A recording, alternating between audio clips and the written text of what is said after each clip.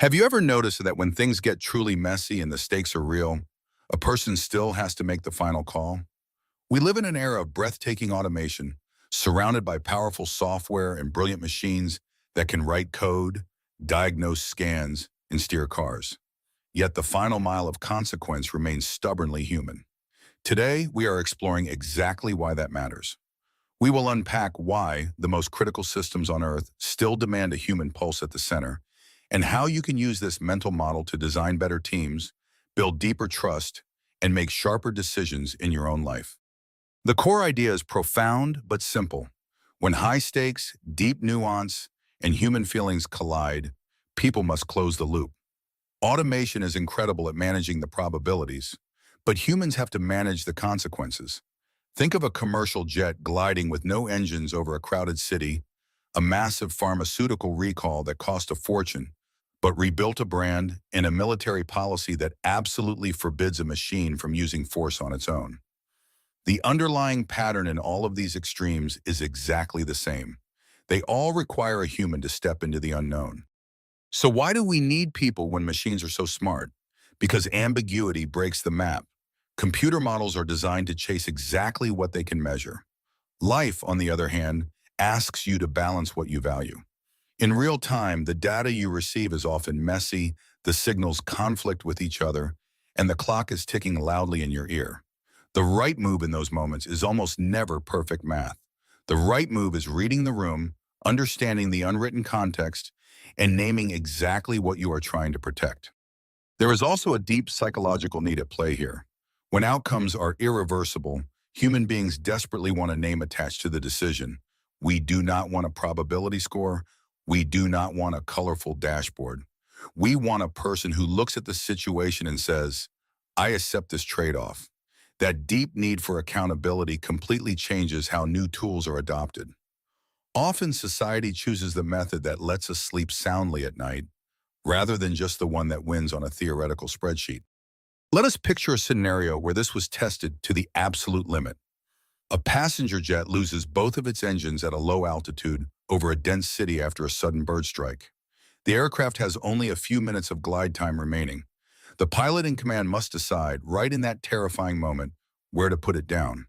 The runways offered by air traffic control are mathematically out of reach.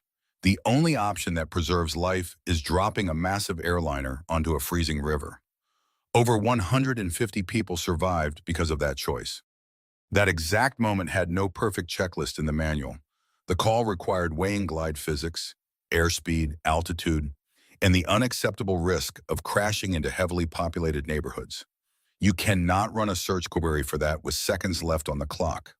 The last 1% of flying is not about pressing the right buttons in sequence. It is about pure judgment under immense pressure, threading the needle between the cold laws of physics and the supreme value of human life when the standard playbook runs out. Here is a completely different arena with stakes just as high. In the early 1980s, an unknown person laced painkiller capsules with poison. Several people died and a massive national panic grew overnight. The company behind the trusted brand made a shocking decision. They pulled 31 million bottles from store shelves nationwide. That ethical triage cost them well over $100 million. At the time, no government regulator or strict safety rule had forced them to do it. They just did it. They did not stop there. They went on to pioneer tamper-resistant packaging, making the protective seal obvious to both the eye and the hand. Within a single year, consumer trust bounced back entirely, and the product returned to market leadership. The lesson here is not just corporate history, it is a masterclass in designing for trust. When you act as a guardian of your people, rather than just a manufacturer of goods, you own the risk. By overcorrecting in public, they proved that a human conscience was steering the ship. Now let us look at the ultimate stakes of force in warfare. A long-standing defense policy explicitly states that an autonomous machine cannot decide to use lethal force by itself. It strictly requires appropriate levels of human judgment over the use of force. That vital boundary was written years ago, and when the policy was recently updated, that core requirement held firm. Even as artificial intelligence becomes radically more capable, the military draws a hard line at the trigger. Why hold that line? Because concepts like proportionality, accountability, and political legitimacy are not just math equations you can feed into a processor. They are deeply moral and social calls. The design principle at play here is brilliantly plain. Automation can absolutely scan the horizon, identify potential targets, and suggest optimal options. But a named, accountable human being must make the decision. That person, and that person alone, carries the heavy consequence of the action. Here's a transportation case where code and human lives intersected tragically. After two devastating crashes, a major modern jet model was grounded worldwide. When the massive return to service package was finally approved, it involved much more than just patching code. Yes, the software was revised and the sensor logic was entirely overhauled. But crucially, pilot training became mandatory again.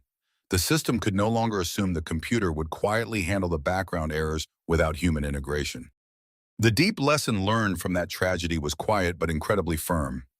Adding complex automation without simultaneously upgrading the role of the human operator actively increases your risk. Pilots had to be recentered as the final integrators for rare high-stress failures. They had to be trained specifically for the weird edge cases where the sensors lie to the computer. We relearned that human operators cannot just be passive monitors on sunny days. They must be prepared for the darkest storms. Testing self-driving cars brought another incredibly hard reminder. A few years ago, an autonomous test vehicle struck and killed a pedestrian crossing a dark street. When investigators reviewed the tragedy, they pointed straight to a weak safety culture and highly ineffective human monitoring. The open road is violently ambiguous. Odd lighting, unusual movement, and unpredictable edge cases will easily blow past brittle programmed rules. Having a human present but disengaged proved to be fatal. If a person is given the title of safety driver, they must be genuinely set up to succeed in that role. That means giving them true authority, always providing crystal clear training, and demanding their absolute undivided attention.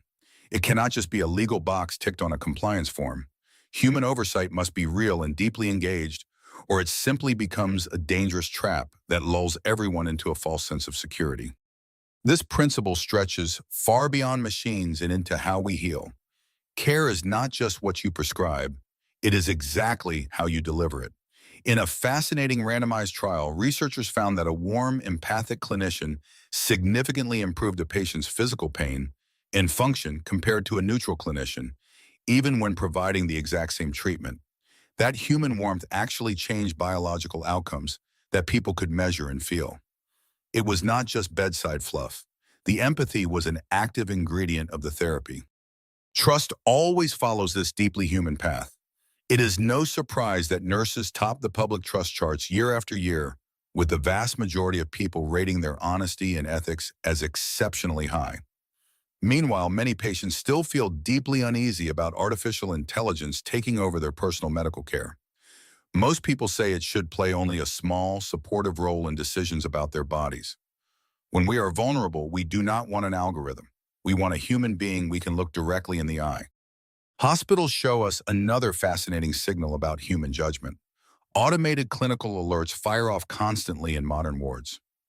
Yet in many settings, clinicians actively override a massive percentage of them, sometimes ignoring more than half.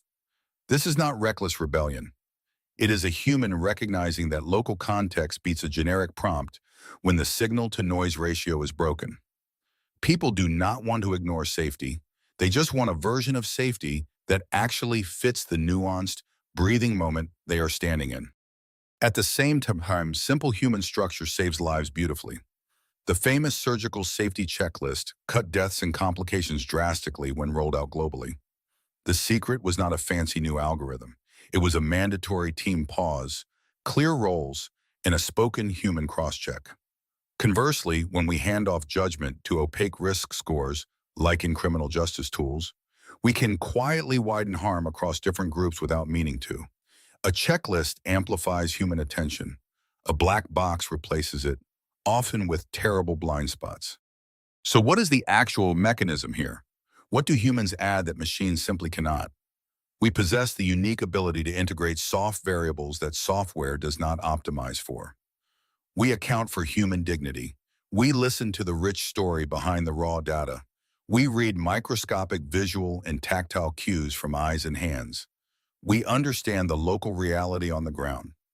Most importantly, we put our own reputation on the line. When your personal name is attached to a choice, you ask entirely different questions. This does not mean we discard our tools. Checklists, software, and automation are absolutely vital.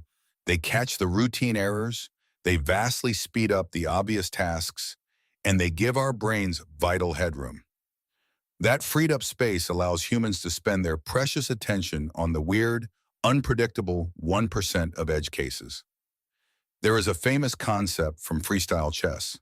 A merely average human paired with a great tool and a solid process can routinely beat a standalone supercomputer. The partnership of human wisdom and machine scale always wins. Let us take a quick pause here. If exploring ideas like this helps you zoom out and make sharper, more grounded calls in your own life, take a second to subscribe to Knowledge Worth Sharing. Building a library of clear, powerful mental models, one idea at a time, truly adds up. Now let us talk about how you can actually put this to work. If you run a team or build systems, your first rule should be keeping humans as close to consequence as possible. When an outcome is incredibly hard or impossible to reverse, ensure there is a named, visible decider. Do not hide the final call behind 10 layers of committee or a piece of software. Empower one capable person who looks at the situation and knows without a doubt that the final outcome is theirs to own. Next, design every system you build to explain itself. Show the signal path in plain, clear words so a human operator can accept or reject the data with solid reasons. There is zero room for black boxes at the moment of truth. You must also deliberately train your people for the rare events, not just the daily routine. And if you work in care or service, start measuring warmth and empathy the exact same way you measure speed or efficiency. Those small changes in tone and physical presence radically move the needle on real results. Finally, aggressively automate the obvious tasks. Let your people handle the complex trade-offs in the bizarre edge cases. Use your machines to verify facts, scan massive patterns, and catch small slips in attention. But always reserve your human talent to decide what actually matters, who is going to be impacted, and what cost is acceptable to bear. Automation is your shield, but human judgment must remain your sword. We should name a few important caveats here. Artificial intelligence is improving at a staggering pace. In some very narrow, incredibly high-stakes tasks, models can already match or beat human accuracy. The smartest deployments use machines to screen and triage, while keeping a human as the final arbiter. We must also admit that humans fail too. Bias, fatigue, and arrogant overconfidence cause immense harm every day. That is exactly why pairing human judgment with transparent tools and rigorous structure is the only safe way forward. The single reframe I want you to walk away with is this. Automation is built for the obvious and repeatable, but humans are built for the irreversible. When the moment truly matters, when the map breaks and the stakes are real, someone still has to stand up and say, I will take this one. If this conversation shifted how you see judgment, accountability, and trust, subscribe to Knowledge Worth Sharing.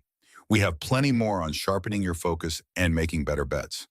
Drop a like if this brought you value, share it with one sharp friend, and I will see you in the next one.